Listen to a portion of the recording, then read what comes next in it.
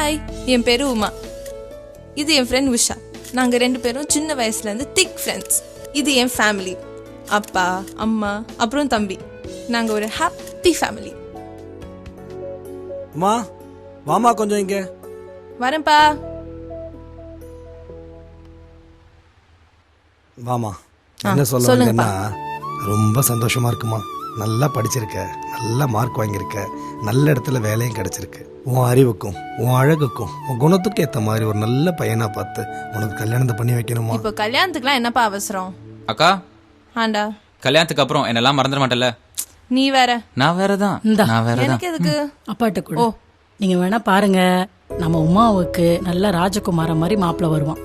ஆச்சு, காலையில ஆரம்பிச்சிட்டிங்களா? சரி சரி, ஆஃபீஸ் லேட் ஆகுது, நான் கிளம்புறேன். சொல்ல மறந்துட்டேன், ஃப்ரெண்டோட கல்யாணம் இருக்கு, எனக்கு பிரேக்ஃபாஸ்ட்லாம் வேணாம், நான் கிளம்புறேன். பாய்.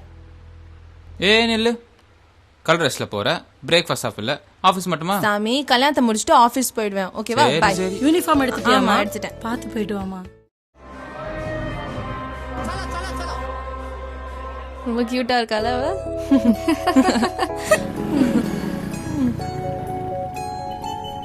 நீ வரல? இல்லப்பா, நீங்க முன்னாடி போங்க, நான் பின்னாடி வந்துக்கிறேன். புதுசு வீணா போயிருமா, உட்காரு. அப்படிலாம் ஒண்ணும் இல்ல, நீங்க முன்னாடி போங்க, நான் பின்னாடி ஆட்டோல வரேன். நான் இருக்கேன்ல, வா.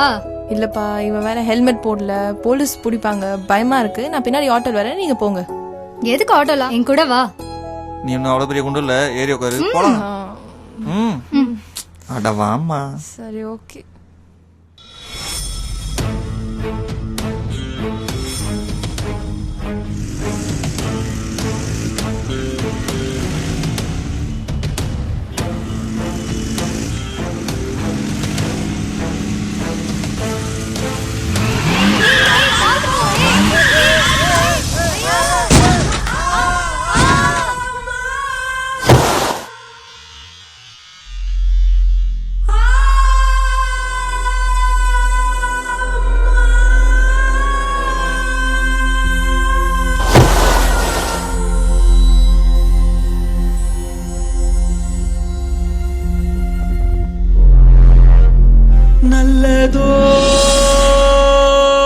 நல்லதோர் வீணை செய்தே,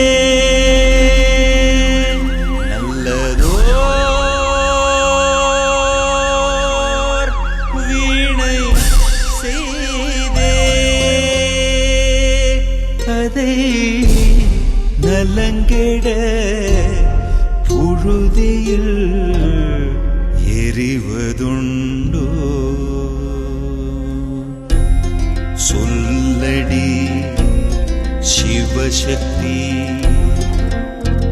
என்னை சுடர் மீதும் அறிவுடன் படைத்து விட்டாய். நல்லதோ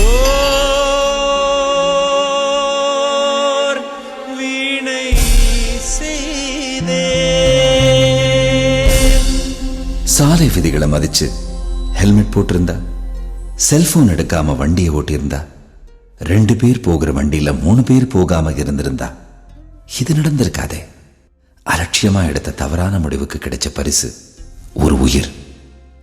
இது ஒன்னும் எழுதப்பட்ட விதி இல்லையே. உங்க ஃப்ரெண்ட்ஸோ நீங்களோ இந்த மாதிரி அஜாகிரதையா இருக்க வேண்டாம்னு கேட்டுக்கிறோம். சாலை விதிகளை மதிச்சு நடந்துக்குங்க.